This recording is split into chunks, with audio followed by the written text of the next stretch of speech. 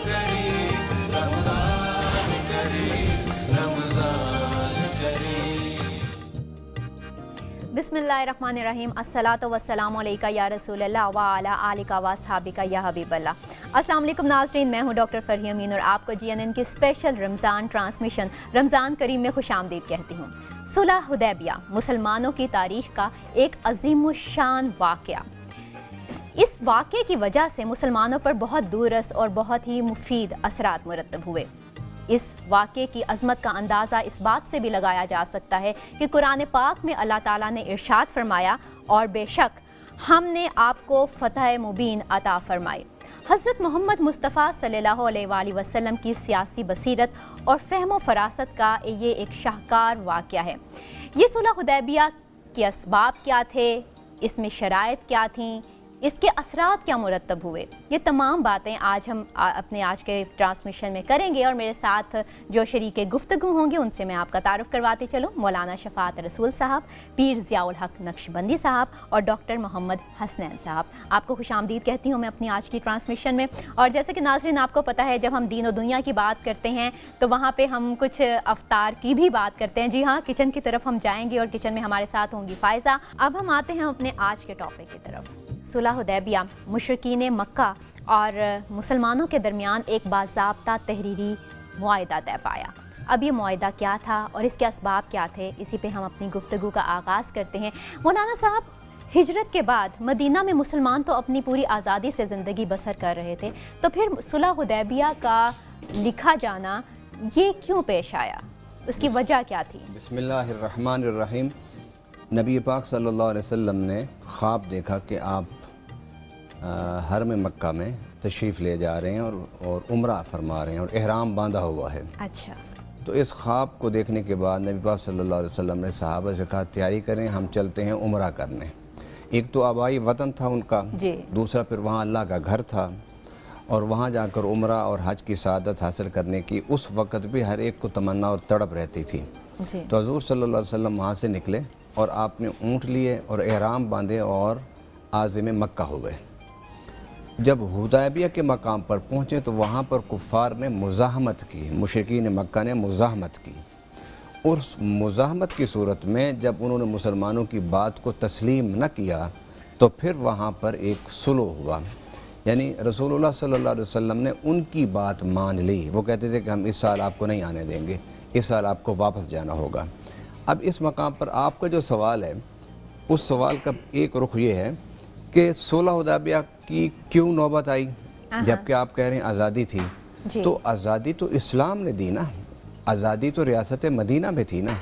मुसलमानों ने तो किसी के हुकूक नहीं गसब किए उस वक़्त, ना किसी के हुकूक पर कोई कदगन लगाई, ना किसी के हुकूक पर कोई पाबंदी लगाई, बल्कि कुफ़ार और मुशरिकीन मक्का ने जो मुसलमानों को मजहबी आज़ादी थी बैतुल्लाह जाने की, वहाँ तवाफ़ करने की, वहाँ हज करने की, वहाँ उम्रा करने की, उस आज़ादी को जब सल्ब किया और उन्हें कहा कि हम आपको नहीं जाने देंगे, इस मकाम पर फिर ये सुलह हुदैबिया हुई।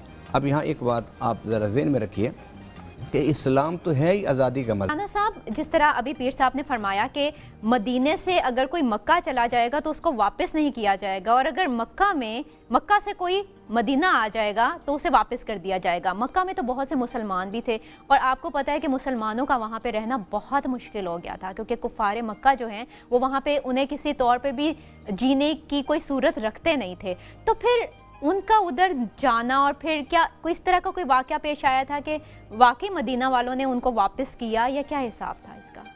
इसका बुनियादी जो बात है ना वो ये है, इस शर्त की, हाँ जी, अगर कोई मक्का में से मुसलमान होके मदीना आता है जी, तो आपको उसे वापस करना होगा, ये मतलब है जी। और अगर मदीना से नौज़ बिल्लाह कोई मुर्तद होके जाता है, ये नहीं कि वैसे कोई जाने आने की पाबंदी थी, अगर कोई मुर्तद होके जाता है नौज़ बिल्लाह, तो वो अगर मक्का चला जाता है तो उसको हम वापस नहीं करेंगे।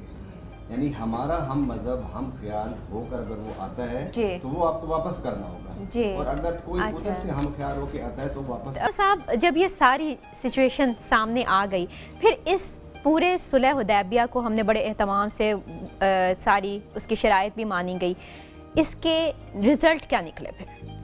کہ صلح حدیبیہ میں چند ایک واقعات اگر آپ دیکھیں تو بڑی اہمیت کے حامل ہیں۔ پہلی بات تو یہ کہ کفار کو مغالطہ تھا کہ مسلمان لڑنے آ رہے ہیں۔ حضور صلی اللہ علیہ وسلم نے فرمایا کہ ہم نے احرام باندھے ہوئے ہیں اور یہ ہمارے پاس جانور ہیں، ہم لڑنے کے لیے نہیں آ رہے۔ لیکن پھر ان کے ذہن میں یہ آیا کہ اگر ہمیں ان کو آنے دیں گے تو اس میں ہماری ذلت ہے۔ وہ ذلت کیوں ہے؟ اس لیے ذلت ہے کہ مسلسل کفار جو تھے ہر غزوے میں، ہر جنگ میں مسلمانوں سے انہوں نے شکست کھائی تھی۔ اچھا، اس کے بعد جب ان کو سمجھ آ گئی کہ مسلمان لڑنے کے لیے نہ آئے تو پھر انہوں نے اپنی انا کا مسئلہ بنایا، اور پھر انہیں کس چیز نے صلح پر آمادہ کیا؟ وہ سب سے پہلا واقعہ عروہ بن مسعود کا تھا۔ جب حضور صلی اللہ علیہ وسلم سے گفتگو کرنے کے لیے آیا تو حضور صلی اللہ علیہ وسلم کی داڑھی مبارک کی طرف ہاتھ بڑھاتا تھا۔ حضرت عمر فاروق رضی اللہ تعالیٰ عنہ اور ایک اور صحابی نے اپنے تلوار کا دستہ اس کے ہاتھ پر مارا اور اس کو کہا کہ اگر اب تو نے پھر ہاتھ حضور کی طرف بڑھایا تو تیرا ہاتھ ہم کاٹ دیں گے۔ اسی دوران یہ عروہ بن مسعود وہاں پہ قریش مکہ کے بہت بزرگ مانے جاتے تھے، بڑے اکابرین میں سے تھے۔ اکابرین میں سے۔ اب وہاں پر نماز کا وقت ہو گیا۔ اب یہ تیسرا واقعہ جو اس صلح میں جس نے انہیں مجبور کیا، انہوں نے کہا کہ نماز کا وقت ہو گیا تو وضو کرنے لگے۔ نبی پاک صلی اللہ علیہ وسلم نے وضو کیا تو صحابہ کے ہاتھ زمین تک بچھ گئے۔ اب حضور صلی اللہ علیہ وسلم کے وضو کا پانی لوگوں کے ہاتھوں تک گیا۔ اب عروہ کہتے ہیں میں دیکھ رہا تھا کہ یہ پانی کو کرتے کیا ہیں، تو صحابہ نے اس حضور کے چہرہ مبارک، ہاتھ کا پانی، پاؤں کا پانی اپنے چہروں سے مل لیا۔ اور وہ کہتے ہیں میں نے ایک عجیب تماشا دیکھا کہ جو بہت نیچے ہاتھ تھے وہاں تک پانی نہیں پہنچا، تو انہوں نے دوسرے صحابی کے ہاتھ پر ہاتھ مل کے اس کی رطوبت سے اپنے چہرے پر لگایا۔ عروہ بن مسعود واپس جا کے ان کو کہتا ہے خبردار محمد سے ٹکر نہ لینا، کیونکہ میں نے کیسر و کسرا، روم اور مصر کے بادشاہوں کو دیکھا ہے، جو جانثاری، جو ادب اور جو احترام میں نے محمد کے دربار میں دیکھا ہے وہ کہیں نہیں دیکھا۔ جو اپنے نبی کا پانی نہیں گرنے دیتے وہ اپنے نبی کا خون کہاں گرنے دیں گے۔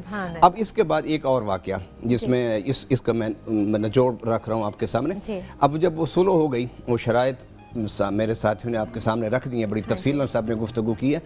اب وہ شرائط میں جتنی شرائط تھیں وہ سب مطلب ہے کہ اپنے آپ کو نیچا کر کے کمزور، یہ جس طرح کمزور ہے ساری شرائط مان لیتے ہیں نا، وہ اس طرح کی شرائط سب مان لی۔ اچھا، صحابہ خاموش تھے، لیکن اچانک ایک واقعہ ہوا کہ جو سہیل بن عمر کفار کی طرف سے اس کا بیٹا آ گیا اور وہ جکڑا ہوا تھا اور رسول صلی اللہ علیہ وسلم قدموں میں گر گیا کہ یا رسول اللہ مجھ پر بڑا تشدد کیا، مجھے بڑا مارا ہے، میں بڑے مشکل سے یہاں پہنچا ہوں۔ تو سہیل نے کہا کہ یہ آپ کو واپس کرنا ہوگا۔ میرا آقا صلی اللہ علیہ وسلم نے فرمایا کہ ابھی تو صلح لکھا جا رہا ہے، معاہدہ، صلح پر دستخط تو نہیں ہوئے نا۔ تو اس نے کہا کہ نہیں، دستخط نہیں ہوئے، معاہدہ پورا نہیں ہوا، لیکن میں معاہدہ اس وقت کروں گا جب میرا بیٹا ابو جندل واپس کرو گے۔ جب وہ واپس جا رہا تھا تو اس کی چیخ و پکار سن کے حضرت عمر فاروق رضی اللہ تعالیٰ عنہ رونے لگ گئے اور حضور کا دامن پکڑ لیا اور حضور صلی اللہ علیہ وسلم سے پوچھتے ہیں کیا اللہ وحدہ لا شریک ہے یا نہیں؟ کہا ہے۔ کہا آپ سچے رسول ہیں؟ کہا ہاں ہوں سچا رسول۔ کیا قرآن سچی کتاب ہے؟ کہا سچی کتاب ہے۔ پھر کہا یا رسول اللہ ان کے سامنے اتنا جھک کے پھر کیوں معاہدہ ہو رہا ہے؟ میرے آقا صلی اللہ علیہ وسلم نے فرمایا تم صحابی ہو، میں رسول ہوں، میرا رب سے رابطہ ہے۔ بس ابھی یہ گفتگو ہو ہی رہی تھی کہ وہ سورت اتری انا فتحنا لک فتحا مبینا، کہ پیارے صلی اللہ علیہ وسلم ہم نے تمہیں فتح مبین کی خوشخبری دے دی۔ اس لیے کہتے ہیں کہ صلح حدیبیہ یہ دروازہ ہے فتح مکہ کا۔ بے شک صلح حدیبیہ دروازہ ہے فتح مکہ کا۔ ناظرین یہاں پہ وقت ہو چکا ہے ایک شارٹ بریک کا، ملتے ہیں اس بریک کے بعد۔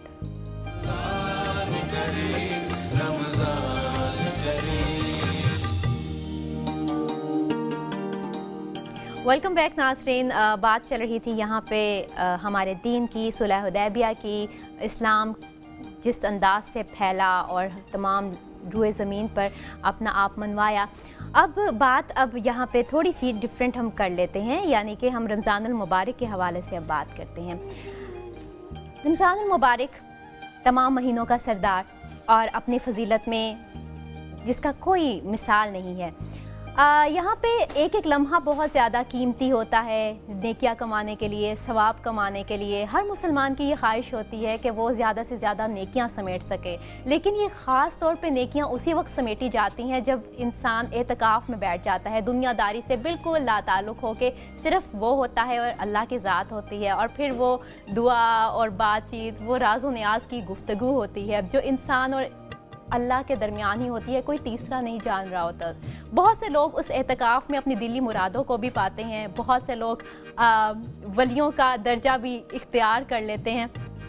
یہ ساری چیزیں اعتکاف پر ہی مبنی ہے، اور اعتکاف کی کیا فضیلت ہے، اس کے کچھ شرعی مسائل کیا ہیں، یہ سب آج آپ سے ڈسکس کریں گے۔ مولانا صاحب، اعتکاف کی شرعی حیثیت کیا ہے؟ بسم اللہ الرحمن الرحیم۔ یہ اللہ کا بڑا پسندیدہ عمل ہے، رب کو یہ بہت مرغوب ہے۔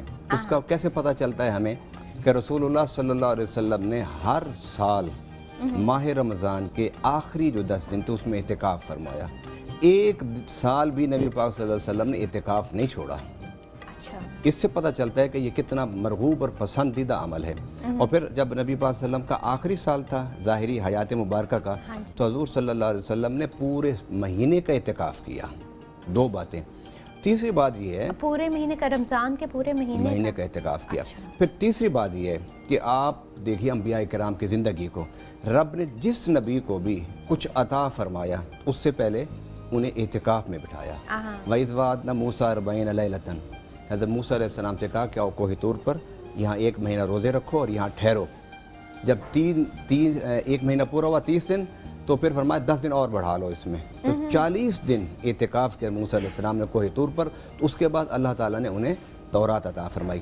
اب آپ دیکھیے، جب حضرت ابراہیم و اسماعیل علیہ السلام بیت اللہ بنا رہے تھے، تعمیر کر رہے تھے، تو وہاں بھی یہ لفظ استعمال ہوا ہے، وَاحِدْنَا إِلَىٰ إِبْرَاهِيمَ وَإِسْمَاعِيلَ أَن طَهِّرَ بَيْتَ لِلطَّائِفِينَ وَالْعَاكِفِينَ وَالرُّكَّعِ السُّجُودِ، کہ اس گھر کو پاک صاف کر دو، کن کے لیے؟ یہاں اعتکاف کرنے والوں نے آنا ہے۔ اور پھر روزے کے حالت میں بھی رب العالمین نے فرمایا کہ تم اعتکاف کرو۔ جس طرح آپ نے اپنے انٹرو میں کہا ہے ابھی کہ انسان جب روزہ رکھتا ہے تو اس کے اندر خدائی صفات پیدا ہو جاتی ہیں۔